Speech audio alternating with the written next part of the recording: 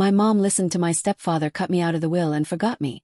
Then I got a $3 million inheritance and made a choice they never saw coming. When I was 14, my life took a sharp turn. My mom decided it was time to settle down again, this time with a man who already had a son from his previous marriage. He was 17, 3 years older than me, and let's just say we didn't exactly hit it off from the start. The ink wasn't even dry on their marriage certificate when tension started to brew. At first it was the small stuff, the kind of petty arguments you'd expect when you throw strangers into a house and tell them they're family now. He'd leave his dirty dishes in the sink like they'd magically clean themselves, and I'd be the one getting an earful about the mess in the kitchen, or I'd find my shampoo mysteriously vanishing faster than usual, only to see my new stepbrother sporting what looked suspiciously like my favorite hair product. It wasn't just the stepbrother antics that got to me, it was how my stepdad handled things. He had this way of just assuming I was the root of all problems. If something was out of place, somehow it was my doing. And Mom. She wasn't much help either. She was so caught up in trying to make this new family work that she'd overlook the obvious, always smoothing things over, making excuses for why my stepbrother could do no wrong. A year into this new family setup, Mom and stepdad had news they were expecting. That's when the dynamic really shifted. Suddenly, it was all about preparing for the new baby. The house needed redecorating, and guess whose room was conveniently chosen for the nursery? Yep, mine. So I got shuffled to the smaller guest room, which barely had space for my stuff. It felt like a demotion, a clear message about where I stood in this family hierarchy. As my new half-brother grew up, it became apparent that he was the golden child. My stepbrother, already spoiled, seemed to take cues from this, and upped his entitled behavior, knowing he could get away with anything. He dropped out of college and came back home, bringing a whirlwind of trouble with him, from late-night parties to dodgy friends coming and going at all hours. Complaints were met with a shrug from stepdad and sorrowful looks from Mom as if to say, "What can we do?" I started spending more time at friends' houses, anywhere I could feel a bit normal. School became my escape. I joined clubs, stayed late for extra classes, anything to avoid going home before I absolutely had to. This wasn't just teenage rebellion, it was survival. The atmosphere at home was suffocating, like constantly walking on eggshells, waiting for the next blow-up. One particular evening stands out in my memory. I came home later than usual after a school project.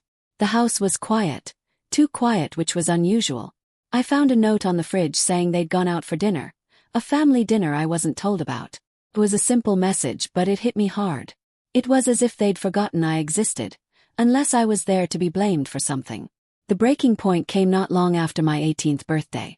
I'd saved up some money from a part-time job, a job I got despite stepdad's complaints about how it would affect my studies, which was just another way of saying he didn't like not having me around to pin things on. I came home one day to find my room turned upside down.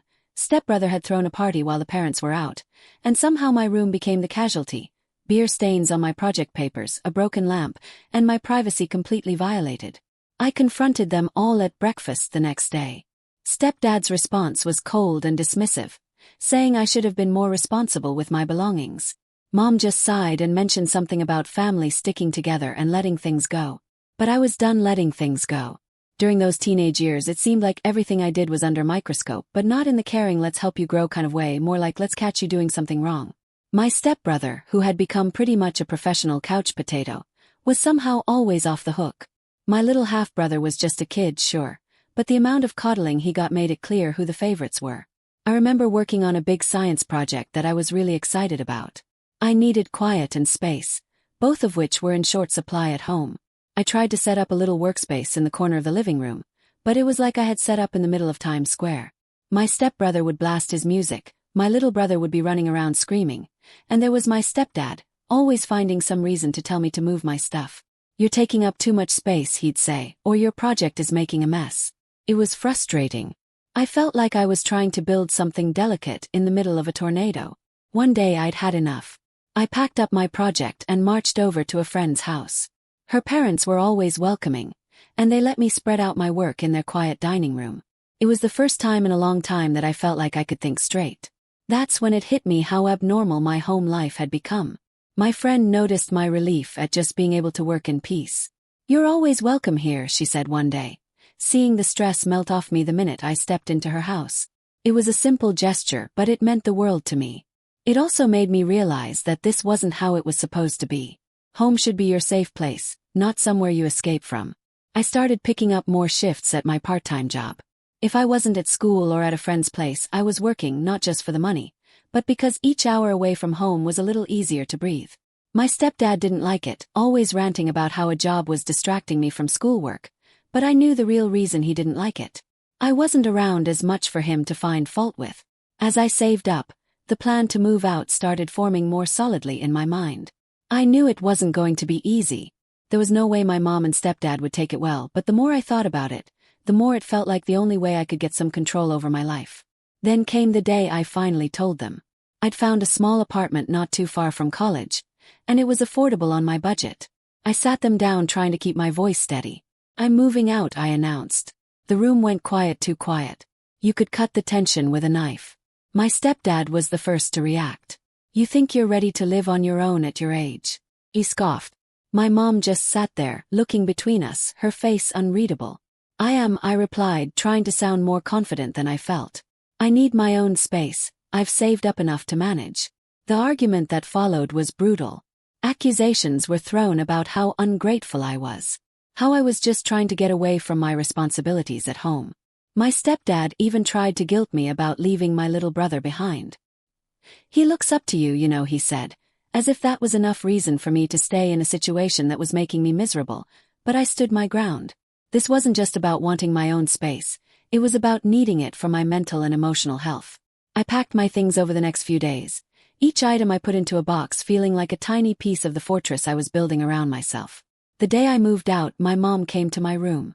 I was expecting another argument, but instead she helped me pack. We didn't talk much, but when we did it was superficial. "Do you need more boxes? Or I can give you some of the old kitchen stuff." It was like if we stayed on safe topics we could avoid the massive elephant in the room. When I finally closed the door to my new apartment after moving everything in, I felt a wave of so many emotions: relief, sadness, excitement, fear. I was on my own now, truly on my own. It was terrifying, but it was also freeing. Those first few nights were the hardest. The apartment felt too quiet, too empty. I missed even the annoying noises of my family home. Well, sort of. But as days turned into weeks, I started to appreciate the peace. I could come and go as I pleased, eat when I wanted, sleep without being disturbed. It was like discovering a new part of myself that I had kept muted for so long. Life away from home settled into a routine pretty quickly, and honestly it was the most peace I'd had in years. My relationship with my mom and stepdad wasn't great, but it was manageable since I wasn't under their roof 24/7. I was doing my own thing, staying busy with work and college and keeping my head down. Then, out of nowhere, my stepdad had a health scare that shook everything up. It wasn't life-threatening, but it was serious enough for him to start thinking about the future, specifically his will. I heard about it through my mom, who called one evening sounding a bit more somber than usual. "Your stepdad's been thinking about his will," she said, as casually as one might talk about the weather, "or he wants to make sure everything is in order." "Okay," I replied, unsure where this was going. The tone in her voice hinted it wasn't just a courtesy call to keep me in the loop. She hesitated, then continued. "He's decided to include your stepbrother and your half-brother, but not you. He feels it makes more sense since they're his biological kids." There was the sting. Not that I was expecting anything, but hearing it laid out so bluntly was a gut punch. It wasn't the money or the potential inheritance that hurt. It was the clear message that I was an outsider in the family I'd spent over 5 years trying to fit into. I managed, keeping my voice neutral. "Thanks for letting me know." Mom must have sensed my hurt because she quickly added, "It's just legal stuff, doesn't change how we feel about you, right?" I said right, not really believing her. The conversation awkwardly drifted to other topics before ending, but the damage was done. That night, I lay in bed staring at the ceiling, feeling that familiar ache of not belonging. The weeks that followed were tough. I mulled over the conversation again and again. Part of me wanted to confront my stepdad, demand an explanation, or at least tell him how much he'd hurt me, but another part of me wondered why I even cared. I hadn't felt like a part of their family for years. Why was this any different? I decided to pull back, limit my visits even more. It was a defense mechanism, I guess, protecting myself from being hurt further by people who had already shown they didn't consider me family when it really counted. Then the actual wake-up call came. It wasn't a dramatic event. No yelling matches or tearful showdowns. It was quieter than that, more profound. I was at a coffee shop working on a term paper when I overheard a group at the next table. They were laughing, sharing stories about their families, the usual ups and downs, normal stuff, and it hit me I didn't have that. I hadn't had it for a long time, if ever. That realization sparked something in me. I started to question why I was allowing myself to be upset over being excluded from a will, when I had already been excluded from the family in every way that mattered. It wasn't about the money, it was about wanting to feel valued and loved by the people who were supposed to be my family. From then on I made a conscious decision to focus on the relationships in my life that did make me feel valued. Friends who had become like family, professors who mentored me, colleagues who respected me. I invested more in those connections, and gradually, the hurt from my stepdad's will and the feeling of exclusion from my family began to fade. It wasn't an overnight change. There were still moments of bitterness. Especially during family gatherings when I'd see my stepbrother and half-brother getting all the attention, but I was learning to accept that some things were out of my control, and where I could, I was building my own sense of family and belonging. The real test came when my stepdad's health scare passed, and life returned to normal for them. I was invited over for a family dinner, a celebration of sorts that he was doing better. I went more out of a sense of obligation than anything else. The dinner was as awkward as I expected. My stepdad talked about his recovery. Everyone cooed over my half-brother's latest school achievements, and my stepbrother bragged about a new job. I sat there mostly quiet, and it was clear I was the odd one out. But this time it didn't hurt as much. I had reached a place of peace with my role in this family. I was the outsider, and that was okay because outside that house I had people who cared about me for me, not for what I could bring to a will or a family name. After dinner I left early, making some excuse about an early morning. As I drove home I felt a weight lift off my shoulders. I was okay, really okay. For the first time in years, I had faced the reality of my situation, dealt with the emotional fallout, and come out the other side stronger and more self-assured. If there's one thing I've learned, it's that life has a funny way of throwing you surprises when you least expect it. After getting comfortable in my own routine and accepting the limited, if not strained relationship with my family, I got a call one afternoon that turned everything on its head. The call was from a lawyer, someone I'd never heard of before, who introduced himself in a formal, almost apologetic tone. He asked if I had a few minutes to discuss the estate of my grandaunt, my dad's mother's sister. Honestly, I barely remembered her. She was one of those relatives you hear about in stories from your parents, but don't really know. She had no children of her own, and I remembered her being mentioned as someone who helped raise my dad. I'm calling to inform you that your grandaunt passed away recently. The lawyer continued, his voice a mixture of professional and sympathetic. And she left her entire estate to you. To say I was shocked would be an understatement. I felt a mix of emotions, sadness for her passing, confusion about why she chose me, and an overwhelming sense of responsibility about what was coming next. The lawyer explained that my grandaunt had been quite well off, having invested wisely over her lifetime. She left behind a sizable estate, including a trust fund that was now mine, totaling around $3 million. Just like that, my financial situation changed overnight. After the call, I sat there, phone in hand, trying to process the news.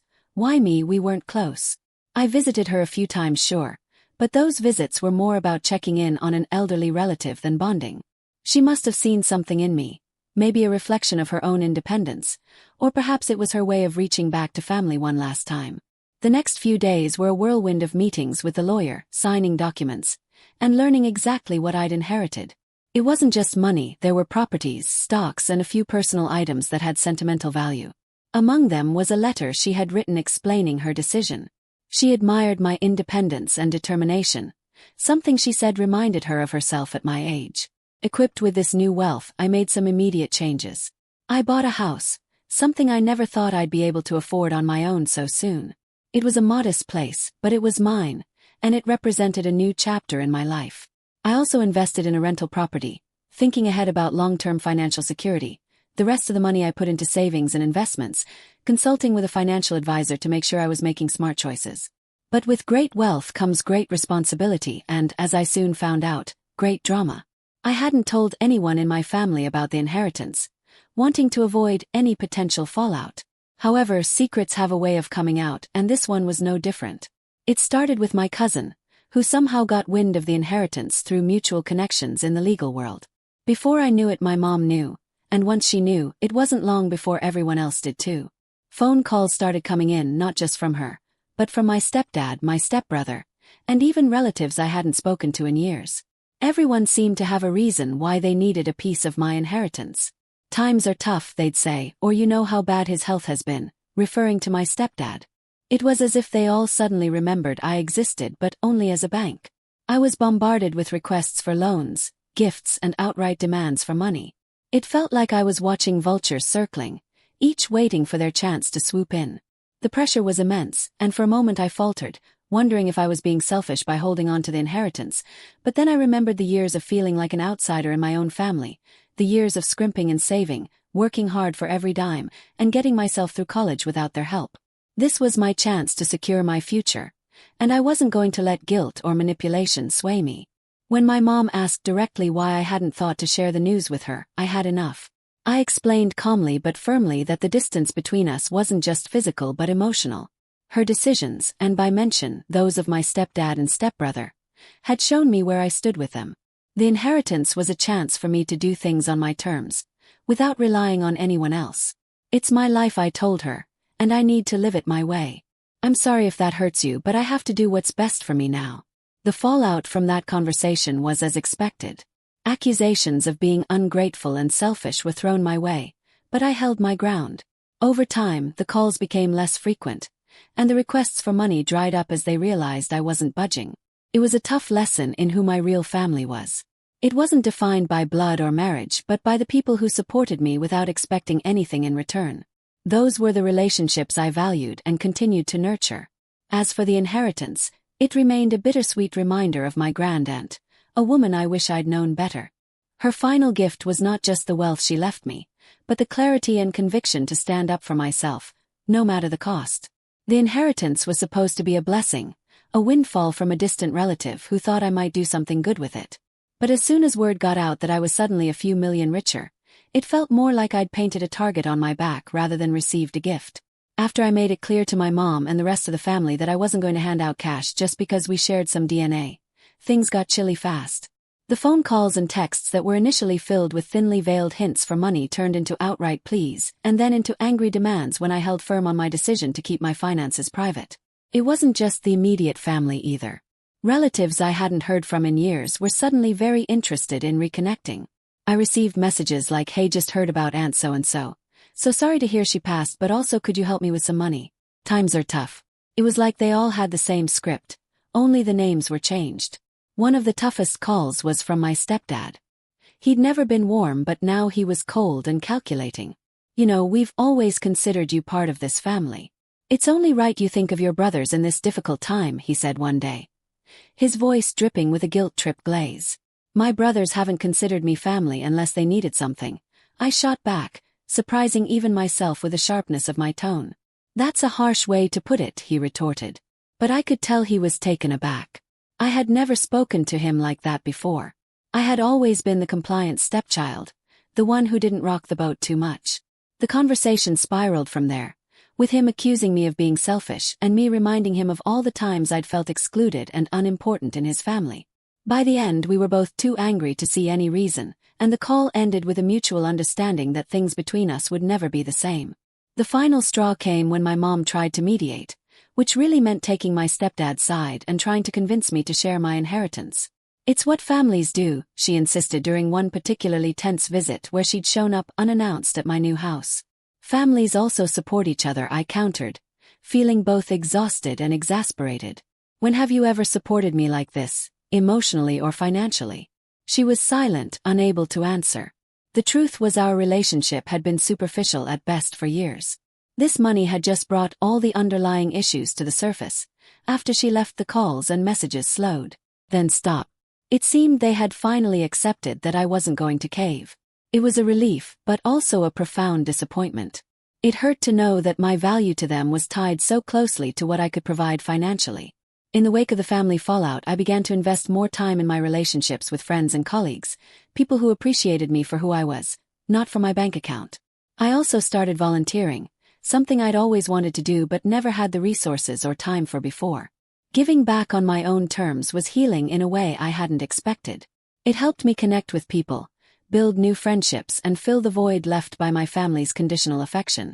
I also saw a therapist, who helped me work through the feelings of betrayal and abandonment that had resurfaced with this whole ordeal. It was tough unpacking years of emotional baggage, but it was necessary. I learned to set boundaries, to recognize the signs of manipulative behavior, and, most importantly, to value my own needs and well-being. One day I decided to write a letter to each family member who had tried to pressure me for money. In each letter I explained my feelings, why I had made the decisions I did, and how their actions had affected me. It was more for my closure than anything. I didn't expect any responses. To my surprise, my half-brother replied. He was young, only 14, and his letter was clumsy but sincere. "I'm sorry for asking for money, I miss you," he wrote. It was a small step but a meaningful one. We started texting, small conversations about school and his hobbies. It wasn't much, but it was something, a possible bridge to rebuilding at least one family connection. Update 1. Hey everyone, just wanted to update you all on what's been going on since I last posted. It's been a few weeks and honestly, I wish I could say things have gotten better, but they've actually gone from bad to much worse. I appreciate all the support and advice you guys have given me. It's been a lifeline during this crazy time. So, after everything blew up with my family, my mom reached out to me in August wanting to talk. Given everything that's happened, I had a pretty strong hunch that this wasn't going to be a simple catch-up. To keep things somewhat neutral, we decided to meet at a public place. I figured that might keep the drama to a minimum, or at least keep things from getting too crazy. The meetup was awkward from the get-go. My mom kicked things off by talking about how they've been struggling financially. She mentioned my half-brother's private school fees have become a burden since my stepdad got sick and had his work hours cut. Then she shifted to talking about how they've been wanting to renovate the house and how she desperately needs a vacation to get away from the mental toll of everything. Throughout all this, she didn't ask a single question about my life or how I've been coping. It was like I was just there to listen to her list of problems. I was getting more and more uncomfortable as the conversation dragged on, feeling like I was just a spectator to her woe. Finally, I couldn't take it anymore and asked her to just get to the point. Without missing a beat, she said she expected me to write her a check for $1 million. Yes, you read that right, a $1 million. She claimed that technically it should all be her money since it came from her late husband's inheritance, but she was being generous by only asking for a third. Her demands were growing more and more outlandish and I could hardly believe what I was hearing. I quickly paid the bill and got out of there as fast as I could. Since that day, my mom has been going around calling me a thief, loudly proclaiming to anyone who will listen that the inheritance should have been hers in the first place. Meanwhile, my stepdad sent me a massive wall of text lecturing me about how I can't just think of myself when I'm part of a bigger family, and that my decision should be inclusive of everyone else. I reminded him pointedly how he didn't include me in his will because I wasn't family enough. That seemed to shut him up temporarily, but I doubt it's the end of it. Things have spiraled into absolute madness since then. Both my mom and stepdad have been bad-mouthing me all over the place, and I'm honestly a bit scared about what they might do next. It feels like they're trying to turn everyone against me, painting me as the bad guy in a situation they've blown way out of proportion. I'm trying to stay strong and keep a level head, but it's tough when it feels like the people who are supposed to support you are out to make your life harder. I'll keep you all updated if anything changes, but right now it's just one big mess. Thanks again for all your support and advice. It really helps to know there are people out there who understand and care. Day 2. Hey everyone, dropping in again for a big update. Trust me, it's been a whirlwind these past few weeks, and honestly I'm just trying to keep my head above water with all the crazy stuff that's been happening. I really appreciate all the support and advice you all have been throwing my way. It's been a huge help in navigating this chaos, so thank you a ton. So here's the scoop. A few weeks back, out of nowhere, I get this super official looking letter in the mail. It's from some lawyer I've never heard of, claiming that my mom is suing me for a huge chunk of my inheritance. Yeah, you heard that right, my own mom suing me. My initial reaction, full-blown panic. I mean, who wouldn't freak out? My mind was racing, thinking about all the legal battles I'd have to face. But then, just when I thought it couldn't get any more soap opera worthy, my stepdad sends me this ominous text. He's all like, "You'll regret not sharing your money because now we're going to take you for everything you're worth." It was like something out of a bad movie. The villainous step-parent twisting the knife. Seriously, the audacity had my jaw on the floor, rattled but not beaten. I sent everything over to my attorney, expecting a whole ordeal. But get this, my attorney literally laughed when he read the letter. Not just a chuckle, but a full-on, "Are you kidding me?" kind of laugh. He tossed the letter into the trash and told me not to lose any sleep over it.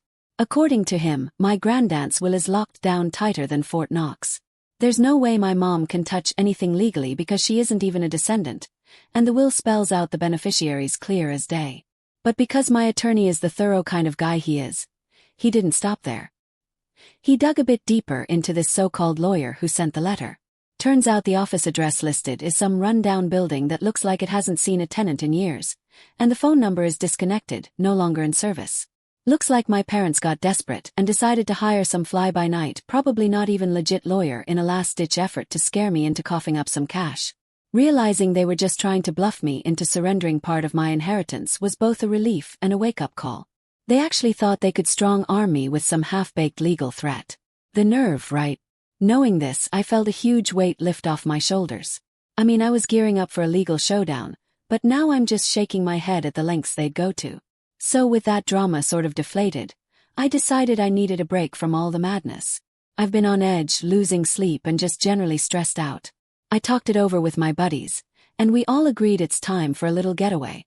So I'm taking some time off work to go traveling with my friends next week. Nothing fancy, just a road trip to some places we've always talked about visiting but never got around to. I think a change of scenery is exactly what I need to clear my head and recharge. It's weird though, thinking about how things have unfolded. I used to look up to my mom and stepdad, and now seeing how they've acted, it's disappointing, but I'm learning that sometimes you have to step back from the people who are supposed to support you when they start pulling you down instead. It's not easy, but it's necessary. Anyway, I'm really looking forward to this trip. A bit of adventure, some good laughs, and quality time with friends. Just what the doctor ordered to get away from the family drama. I'll keep you all posted on how it goes and if anything else pops up on the home front, but for now I'm focusing on the positive, on moving forward and not letting this whole mess drag me down anymore.